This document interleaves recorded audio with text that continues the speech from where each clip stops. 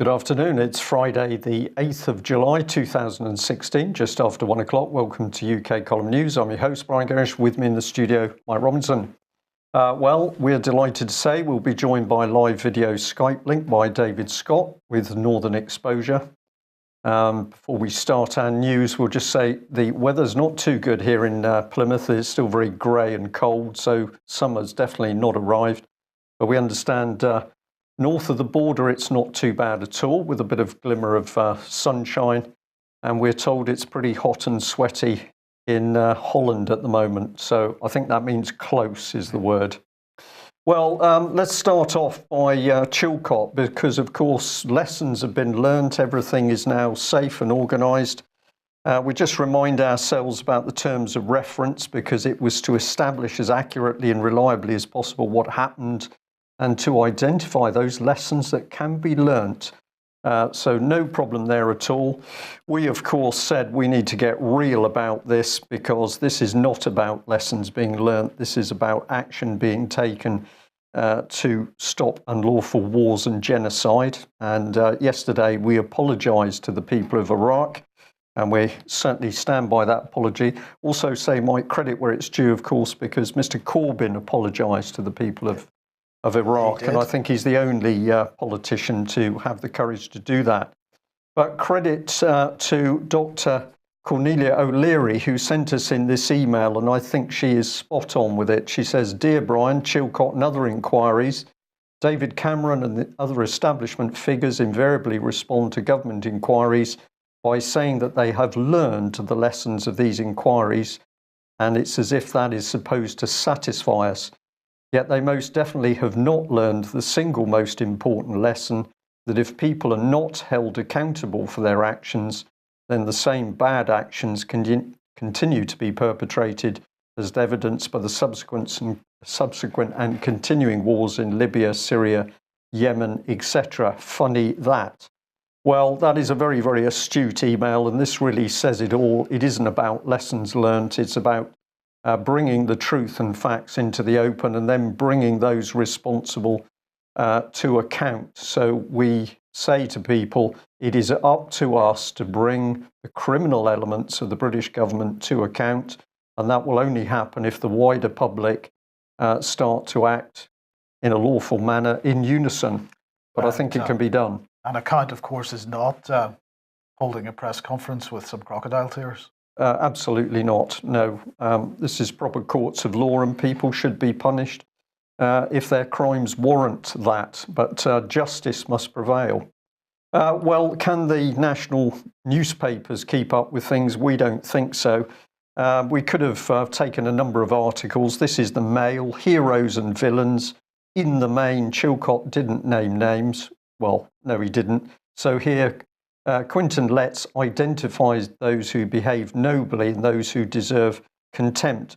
So this is skewing things off and in the very headline, because it's not about people who deserve contempt. It's about who needs to be brought to justice. But at least he did identify people that should have been properly mentioned. And of course, we've got Dr. Kelly pictured there. So here's Quinton Letts, one of the very big names in journalism. And we were interested to see that in his list of villains, amongst other people, was Lord Hutton and Lord Butler. But the irony is, of course, that he didn't bother to mention that Chilcot was part of the Lord Butler villain team and still is. So here we've got either poor quality journalism or a deliberate attempt, of course, to skew the public away from the real truth. It'd be good if they got their spelling correct in the headline. Behaved. Third line. Indeed, yes, a little bit. Well, it's good to see, isn't it? Because occasionally the UK column has made a small typo, Mike, but we just copy other people. But we expect more from the professionals, don't we? Yeah, of course. Well, okay, so that's Chilcot, but under the surface, the great and the good are dressing up. And here's the Queen and a whole host of other important people, including members of the royal family, and they were apparently at St Giles Cathedral for the Order of the Thistle service. Now, you'd think that this was some sort of pantomime. I've got to say, the more I look into this stuff, the more disgusted I am. But these are the great and good of Scotland who have been brought into this most illustrious order. Part of the motto is "Don't mess with us because we'll get you," apparently. Well, we were interesting to see former NATO General Secretary there, Lord Robertson. He's of interest to many people. But we'd like to say, isn't it remarkable that none of these people at all, the great and the good in Scotland, they're all silent on child abuse. So as the Scottish inquiry has collapsed, and of course Miss O'Brien has just stepped down, we'll come on to that in more detail, is the great and good pouring out taxpayers' money in their fancy dress parade, but they don't want to speak out about children. Credit to your side of the water, Mike, because something different going on in Northern Ireland, Kincora Boys' Home. Information's coming out in the child abuse investigation there. But I just wanted to point this out that quite a lot of it revolves around testimony from former members of the military. So we've got Sergeant Hugh here, said that an alleged victim told him, look, to give you an idea of McGrath's perversions, he tried to get me to do it with animals. Just have a look at what the QC said. The Inquiry Counsel, Christine Smith QC, said that was something that stuck with you over the years because whilst it might seem outrageous today, certainly seemed even more outrageous back then. Is this woman saying that we are on the path to sex with animals is okay? Well, she certainly doesn't seem to have any problem with it from those words. No, it's, well, it was terrible then, but now, well, I Not don't quite think so bad anymore. Don't think we've got a problem. Well, leave that, or that be as it may. Let's bring in this because this is the key bit. The inquiry is supposedly examining claims that intelligence agencies covered up the crimes committed by a paedophile ring in Kincora to, here it is, blackmail some alleged high-profile abusers. Now, how an inquiry is digging into the secrets of Britain's intelligence services, I really don't know. I think that would take special branch at least, but apparently it's an inquiry. So let's just remind ourselves of the significance of this lot. We do it very quickly. We remember what's reported because, of course, accusations against Ken Clark that he didn't act on child abuse. We got David Cameron staunchly defending Lord Bramall.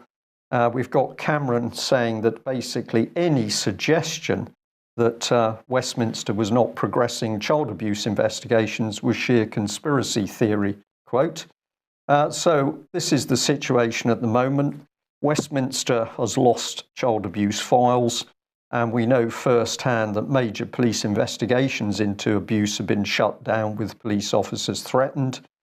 And of course, we've got cases silenced, the Geoffrey Dickens MP dossier lost, Leon Britton, and so it goes on. England and Wales, well, we've got an abuse inquiry that faced delay and delay. That's apparently running, but they couldn't really get an independent chair. And so far, there's been little or no progress, but they have managed to lose some records, as you do. And we'll just say, interesting that, of course, we got the shutdown Mickey Summers case, Melanie Shaw, Emma Sue, and thousands of others. And then, of course, Scotland is worse, if anything, because the inquiry has been collapsed after key members resign. And the cause of that stated is government interference. And we've recently been reporting on the Brian and Janice Docherty case. But of course, we got Holly Gregg and hundreds of others. So over to Northern Ireland. And of course, we've got, finally, we've got the child abuse investigation proceeding. What are they talking about? Mainly around Kincora's Boys' Home. But this is the key issue. We've got the connection back into British intelligence, which brings us back into the centre of the beast in Westminster. We've put this one up previously, but just for a quick run through, if anybody doubts that child abuse is used for blackmail, then look at the BBC video of Tory whip Tim Fortescue, who says quite calmly on camera, the MPs came to us with troubles concerning little boys, and we fixed it for them so that they would do as we asked. So there it is on BBC film, blackmail in Westminster. David, I'll just say any comments on that, because I know you're about to lead us into the Brian and Janice Docherty case. Yeah, just a few quick comments, Brian, on the grounds that you covered there. It was actually George Galloway who it fell to on mainstream media and within the last 24 hours to point out that the Chilcot Inquiry report contains enough information for the trial of Tony Blair on misconduct in public office, which is a crime at common law in England. And there is an equivalent crime in Scotland called breach of duty. We won't see that, of course, but he is right. That is what should happen.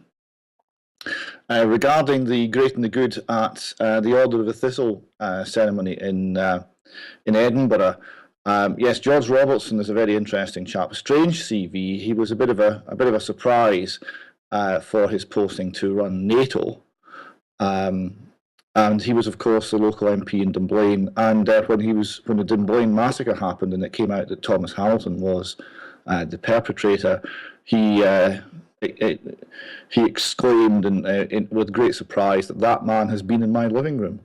So very interesting character. And another man who was there with the Queen is David Steele, and David Steele is responsible for putting through the abortion legislation that has seen 200,000 unborn children killed in this country every year. And when that went through Parliament, we were assured it would reduce the number of abortions, and of course what happened was quite the reverse.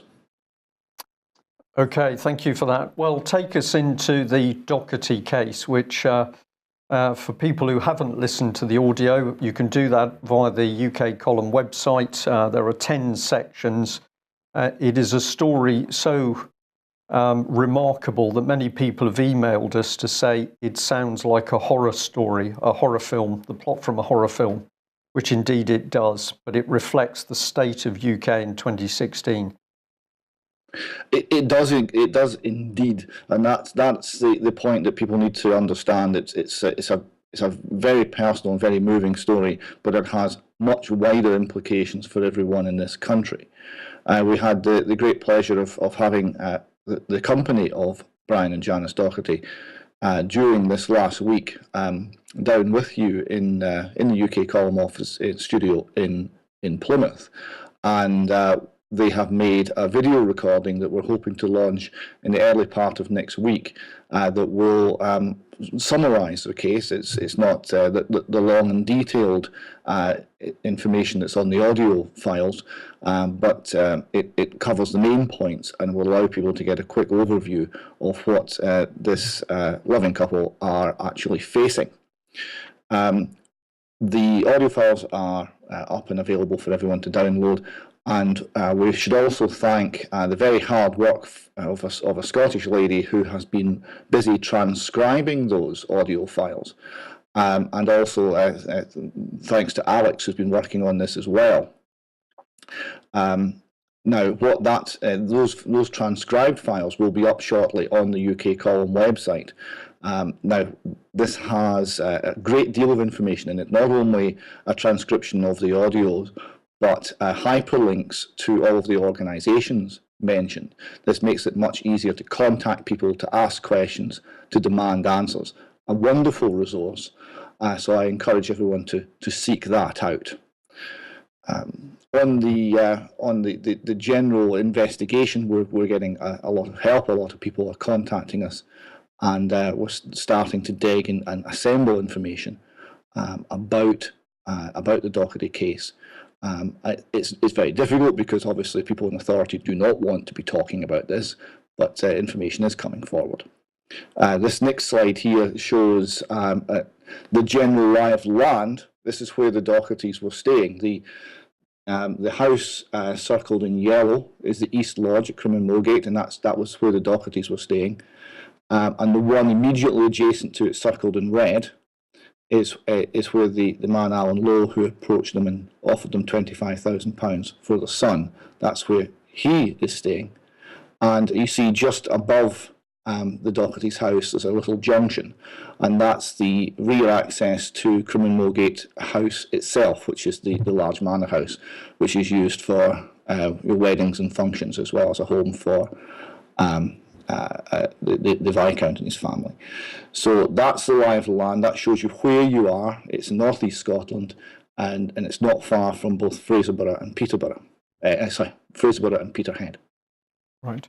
And I think we just emphasise that that is a relatively remote location. So when events took place around the family, for example, they're talking about men being around the property late at night. They're talking about criminal damage with the intent to harm, glass being loosened in the greenhouse. This was a very frightening environment to be in, particularly when they discovered that Police Scotland were not going to give them any help. Well, quite. That's visible on Google Earth or Bing Maps or any of these websites, and you'll see that round about there are a few scattered houses, but it's very rural. It's very quiet. At night, it's almost totally black in a winter's night, and there's no street lights in the surrounding area or anything like that. Okay. Now, we have got a number of members of the public have started to be motivated and to take action, including writing some very well-constructed and measured letters to authorities. We've just chosen one to give an example, and we, of course, are stressing that anybody that wants to help in this case, what we are encouraging is people to do things in a professional, measured, polite and reasonable way. This is so important.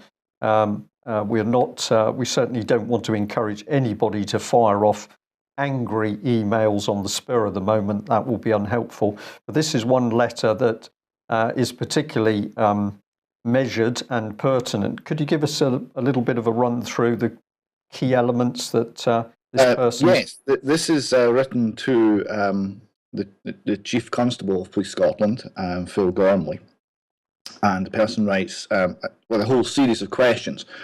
First one here is, how can Police Scotland justify not investigating the man who offered Brian Docherty £25,000 for access to his autistic son, when the man in question has admitted that he did, he did in fact do so.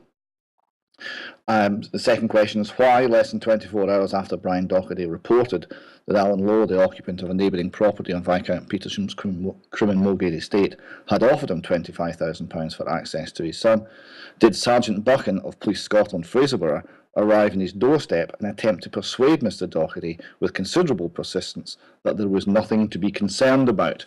And on it goes. These are a whole series of questions which relate to the conduct of Police Scotland, principally at the early part of the case.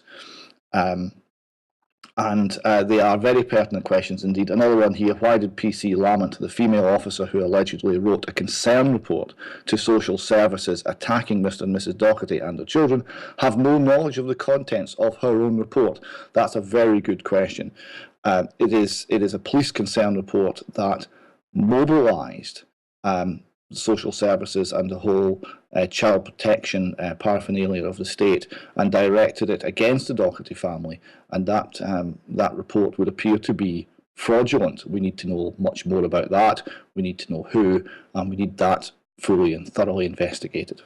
Okay, we'll just say, David, for people who may not yet be fully familiar with this case, first of all, we'll say do go to the UK column website and have a listen to the audio, hear the testimony of the parents themselves.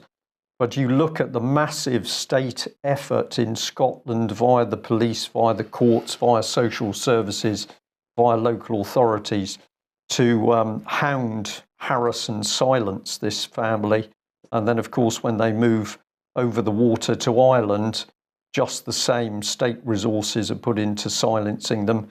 And of course, our prospective Prime Minister candidate, Theresa May, and her office, who know full well about this case, they do the opposite. They do absolutely nothing.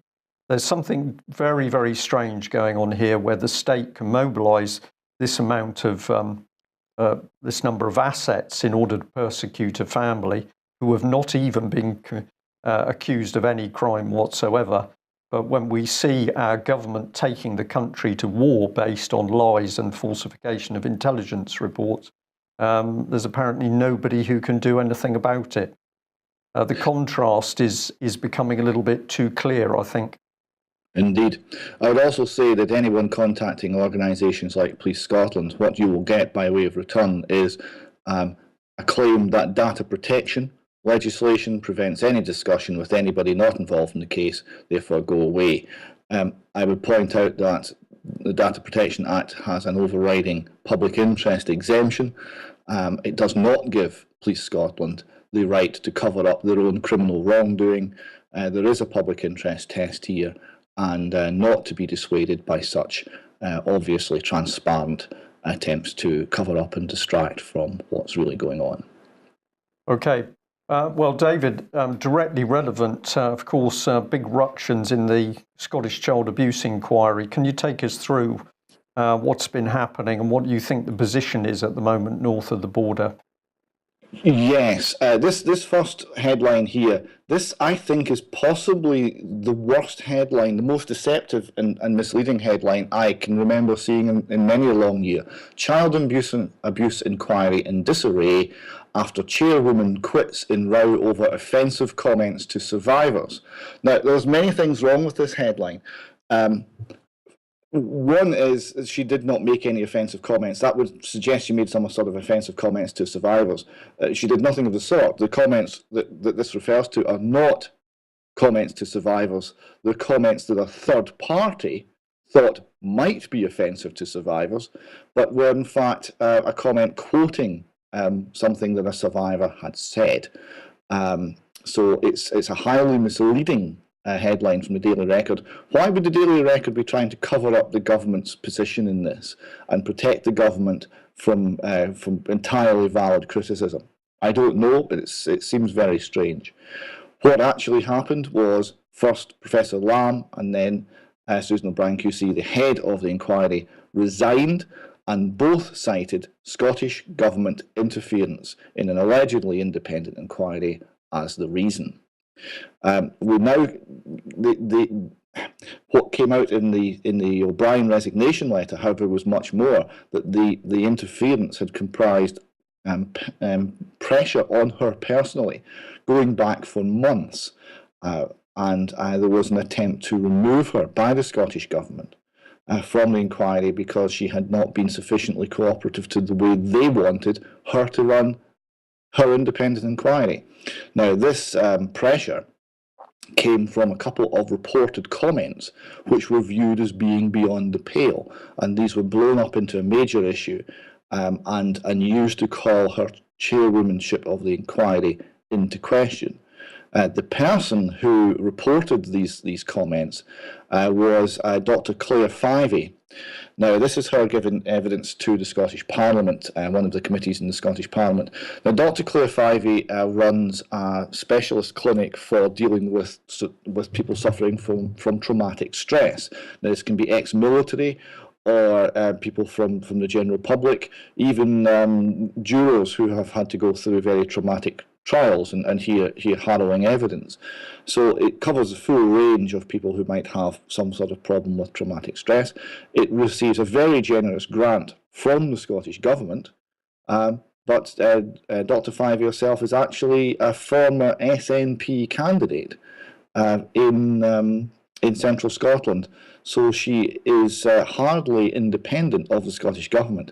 It seems very strange that this person who runs the clinic she runs is called the River Centre.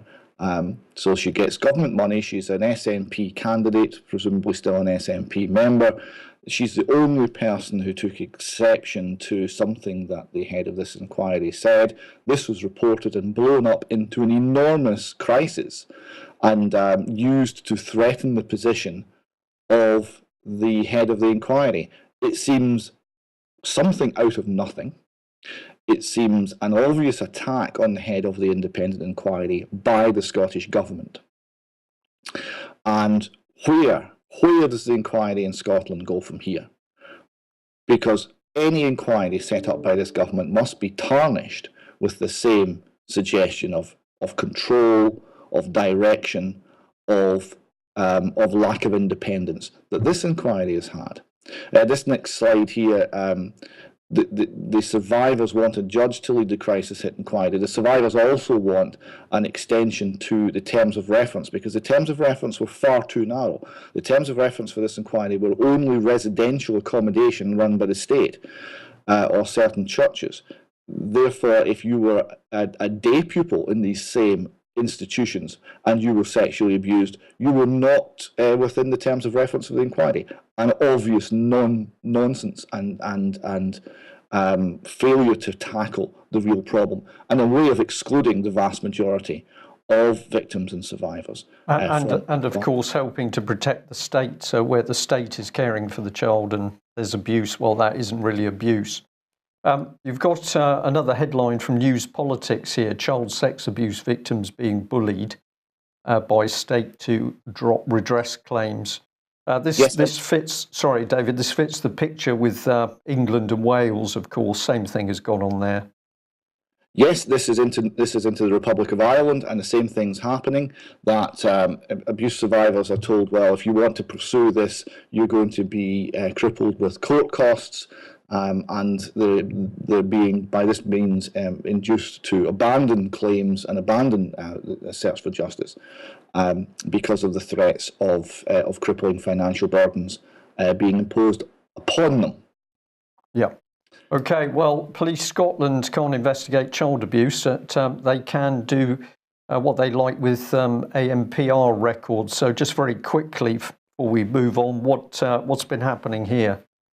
Yes, it transpires that Police Scotland have licence plate records taken from automatic licence plate recognition machines all across Scotland. They're holding all of these all the way back to 2012. Some 200 million records a year they currently hold. Earlier records are only vehicles of interest, so those records are only 80,000 or so. But if you've been to Scotland in your car since 2012, be assured that Police Scotland know about it. Yeah.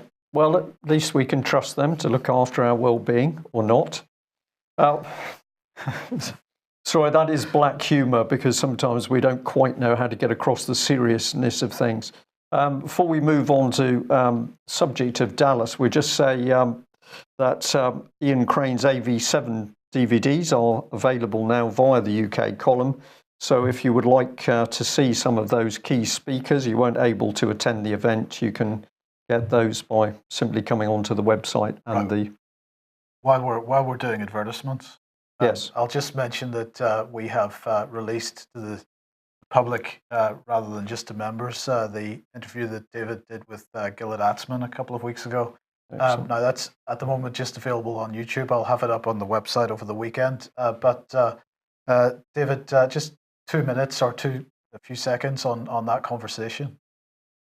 Well, it was a very interesting conversation. I enjoyed speaking to him enormously, and we covered a lot of ground to do with Jewish identity politics and the wider implications it has for the world, for the Middle East, and also similarities and differences between Great Britain, the United States, and the culture and political establishment within Israel and within the wider Jewish diaspora. So we covered a lot of ground. I hope people will tune into that and find it as interesting as I did. Okay, good stuff. Now we're going to move on to Dallas. A week or two ago, Patrick and I were bringing Patrick into the office at the moment, and we were discussing some things on the way into the office. And Patrick made the suggestion that really we should put some of our conversations on video, because we're sort of losing some stuff. So as an introduction to the Dallas situation, we're just going to show a short 3-minute clip from the recording we did this morning, because some of the points that Patrick made were excellent. So here we go. Okay, so America staged the Maidan last night in Dallas, Texas, right? So imagine, if you can believe this, right? So there's there's a cop killing a young black guy in some Dallas suburb, and then a Black Lives Matter protest was staged on the streets of Dallas, right?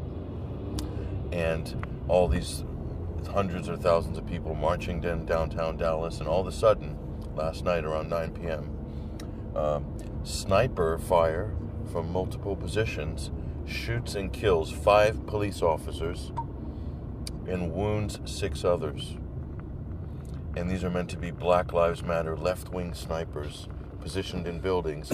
One of them was held up in a book depository in Dallas. Okay, and this isn't with the backdrop of a major multi-agency first responder and police drill, more or less echoing a very similar scenario in Texas. So are we meant to believe that this has happened as advertised? So what does this remind you of? The Maidan. Yeah. The Maidan snipers in buildings shot police officers. Syria as well in Homs. So this is a tried and tested tactic of destabilization, although in America it's slightly of a more theatrical flavor. So this is not only going to cause political ramifications, but more gun control. It's propaganda. This is one of the crown jewels right now. This one, so this is going to tick all boxes. Okay, first box, it takes Hillary Clinton off the headlines. Boom, away she goes. Yeah, that's the last we'll ever hear of Hillary's emails. So tick that box. Second box, this brings Trump into the headlines. Trump's now coming out and decrying, and Trump supporters, the Black Lives Matter radical left-wing movement. Okay, so this is ratcheting up the strategy of tension on the left and the right. Okay, this is preparing for hopefully some American civil unrest. Whoever designed this they hope for American civil unrest this summer, especially in the run-up to the election in November. They wanted to intensify. Yeah. Okay, so they want to see some real street clashes. So when you stage these events, I think the object of staging some of these events is that you'll hope that real events will manifest on their own in the streets. Yes. Okay, so that's kind of like obviously what it looks like to me. It's completely contrived. Okay, and so then calls for gun control. They use long range AR-15 type or semi-automatic, long range rifles. So gun control will be front and center. So both the left and the right can feed off this event and benefit from it. But the state is the ultimate beneficiary, because the state will use this to increase security measures. And guess what else, Mike? Make protests. You can't have protests in the streets because of safety. Okay, this is also designed to create a chilling effect. So the only protests you'll see on American streets are foundation-funded, state-approved, fake protests. Okay, this is what these events are designed to do. So there we go. That's our introduction to Dallas. Now, David, we'll just move on, because the Edinburgh Police Scotland, calling this a thin blue line. Some people may not get what that means. Give us a bit of a clue here. Yes, this is a strange and quite a troubling comment. So they're seeing common cause with the Dallas police who have been killed here, and they make this reference to the thin blue line. Now, this is analogous to the thin red line, but the thin red line was, of course, referring to the Argyll and Southern Highlanders at Balaclava, and that's a military operation. So if we're talking about the thin blue line, we're talking about a narrow, a small force holding back waves of attack, and holding back the enemy. Now, what I want to know is, when Police Scotland say that, or when any police force says that, who exactly are they seeing as the enemy? Is this an us and them mindset that we're seeing develop here? Is this siege mentality that we're seeing developing here? I think there's an element in the United States where that's the case, where you have a culture within the police force. And remember, police are killing over 1,000 people every year in the United States. In fact, we've got this Guardian article here Yes, the this is very counted? interesting. It's figures here. So it's over 1,000 a year. So this is the total for the first 6 months of 2016. So we see 566 so far this year. It also breaks it down based on ethnic type of the victim, and also on a state-by-state approach across America. Around 30% of the victims are described as black. Now, that is obviously more than the proportion of the black population in America, but given the levels of crime in the black community, actually probably a little less than I would have thought. So you're talking about getting on for 70% being white, and what this Guardian article also shows is the faces, and you see every type of human being in those faces looking out at you. It's very striking. And it's always couched in terms of Black Lives Matter and it's some form of racism. But if you look at the races of the victims and the races of the shooters, that doesn't seem to hold up. And I wonder if, in falling for this Black Lives Matter narrative, we're simply allowing more divide and conquer, and we're allowing ourselves to be split into different races and different groups, when there's something much more fundamental happening. It's the state versus the people. David, very interesting point. I've got an eye on the time here, so I'll just interject with this very quickly. But we need to remember who is training the police. I haven't got details of the American side. We can have a look at that. But certainly in UK, Scotland, Wales, England, we've got some extraordinary people now come into the frame. So police training college run by a lady psychiatrist. We've had common purpose in amongst the police. We have proof of neuro-linguistic programming being used, absolute proof of that being used, including with Police Scotland. And now we're starting to see the police behave in a very cold, detached way. The phrase, I think, is desensitized. This is a real objective, that we've now got police who don't think in terms of protecting the public. They, as you say, regard the public, or increasingly regard the public, as an enemy to be crushed with whatever tool they're given, be it a taser or a firearm. This is very dangerous stuff, and I think we'll be looking at this in more detail over the coming weeks. Well, we've had the countdown, and now the event has started. Here is the NATO summit today, and there's Jens Stoltenberg standing up and giving his opening remarks earlier on. What did he have to say? He said that the Cold War is history and it should remain so. And this idea, or this message of defense and dialogue, is a message that unifies the alliance. And since we are unified, we're also able to implement and to deliver on our decisions. That's what he had to say. He said that Russia is an integral part of European security. He said that we have launched a wholesale reform and reinforcement of our collective defense and deterrence, the biggest since the end of the Cold War. The NATO response force is now 3 times bigger, with a brigade-sized spearhead force at its core, able to move within days. And he said, of course, that NATO, however, does not seek confrontation. No, it just acts as if it does. Yes, indeed. So kind of mixed messages from Stoltenberg, because he went on to say that we will also reaffirm our commitment to our partners in the East, Ukraine, Georgia, and the Republic of Moldova, to help them resist outside pressures and advance reforms. So the outside pressures can only be one thing. And in fact, this was echoed yesterday, I think, by Angela Merkel, who said Moscow has undermined European security in words and deeds by infringing Ukraine's borders. And they have profoundly disturbed NATO's eastern members, who therefore require the unambiguous backup of the alliance. Utter lies, propaganda of a vast scale, Mike. I think is astonishing to see how blatant this is now. And since this is being held in Warsaw, we shouldn't leave out Andrzej Duda, who is the president of Poland. He said, in the face of the changing situation in the security environment in our part of the world, in Central and Eastern Europe, it is necessary to strengthen the presence and potential of NATO.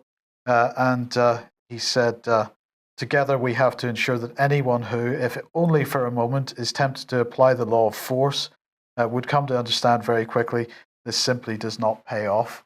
But it's not just this type of rhetoric at the summit itself, because of course our old friends Russi have to get in on the act. And here we are, Russia and NATO eroding the foundations of relations. They say the NATO-Russia Founding Act is the most important legal instrument governing relations between the alliance and Moscow. That's NATO and Moscow.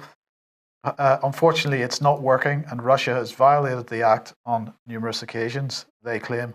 The 1997 Founding Act laid the foundation for NATO-Russia relations for a decade, yet arguably Moscow started to contravene the Founding Act's principles, and especially the obligation to refrain from threat of force against each other soon after the document was signed.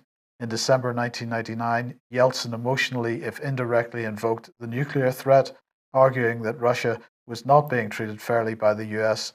This curious and menacing rhetoric was also repeated on a number of subsequent occasions, especially after 2013.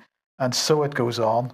The same, the hypocrisy in accusing others of using any kind of emotional and threatening rhetoric is unbelievable. And that is the Royal United Services Institute, of course, Mike. So the all those nice people we saw earlier, the Order of the Prickly Thistle, they're all behind this one as well. Yes.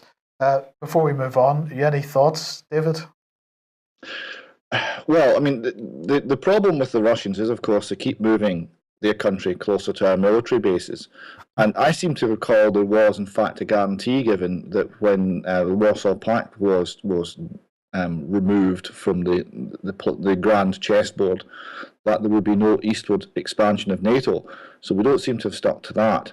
Well, in fact, the US denies that. They say that it was a kind of a verbal agreement, nothing really to, verbal contracts don't count for anything, David. Well, they do in Scots law, but never mind. We have also huge hypocrisy. I saw a British government minister within the last week talking about how the Russians had undermined Europe by creating the migrant crisis because of their policy in Syria. Now, this is just fantasy. Who's been destabilizing Syria? It's not the Russians. It's our own wise overlords. The same overlords that we've just had the Chilcot Inquiry showing that basically they lied, falsified intelligence material, politicized intelligence material, all to achieve what they wanted in the first place, which was regime change. The picture's pretty clear, really. Yes. We're now just seeing it on a bigger scale. Now, moving on to global governance or global government.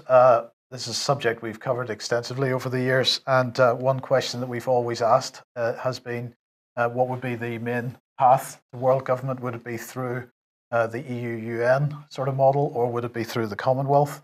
Well, here we are. Here is the Commonwealth website, and they're talking about 3360 Town Hall. And what's this about? Well, the Commonwealth Secretary-General invites you to tackle some of the world's most pressing challenges today. This is a leadership program. And here is what the Secretary-General had to say. The world faces enormous challenges. We need you to be part of the solution. Now, who's running this? I can't imagine. It couldn't be, but it is. It is Common Purpose 3360. What they say, 3360 is a leadership program that equips aspiring Commonwealth leaders aged 18 to 30 with the skills and the networks to make a difference now.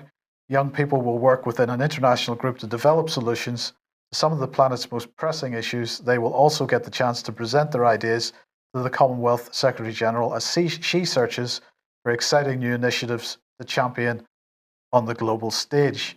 And this is taking place today. A conversation with that Secretary-General, Baroness Scotland, hosted by the Vice-Chancellor of the University of the West Indies. Now, 3360, as I say, is a leadership program. They say that it equips young Commonwealth leaders with the skills that they need. They say that the world needs leaders now. Brian, we need more leaders because we haven't got enough leaders. The world's falling apart with the leaders that we have, so we need some more. And so they're encouraging us, if you're young enough, to be a leader with 3360. Chosen leaders, of course. Yes. Selected and chosen leaders. Yes, and of course they point out that the Commonwealth is home to 2.2 billion citizens, of which more than 60% are under the age of 30. Now, the question is, what happens on this program? Well, as a participant, you would get the opportunity to tackle a challenge of fundamental importance to the Commonwealth and the wider world. And in this case is, what can our generation of the Commonwealth do now to make our cities more inclusive and safe in 2030? And they're going to explore those challenges, through in-depth conversations with talented leaders from all sectors, behind-the-scenes visits to a range of incredible organisations. So which organisations are we talking about? Amnesty International, First Heritage Cooperative Credit Union, Independent Jamaica Council for Human Rights, Jamaica Constabulary Force, Jamaica Observer, the Ministry of Local Government, and then we get into the big boys, PricewaterhouseCoopers and the World Bank. They're going to engage with an interactive online content, and they're going to engage, they're going to carry out group work with other exceptional young leaders. So there you go. The Commonwealth, absolutely a target for common purpose. En route to world government. Indeed. And of course, one thing that needs to be put in place before we reach world government or world global governance is the subversion of British common law and British ways of doing things.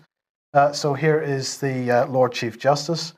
This is tweeted out by the Law Society Gazette because he's calling for a modern code for criminal law. Needed, here it is. And a new effort to codify the criminal law to make it easier to understand, apparently, because we're just too stupid to understand the law anymore. And it's long overdue, the Lord Chief Justice has said.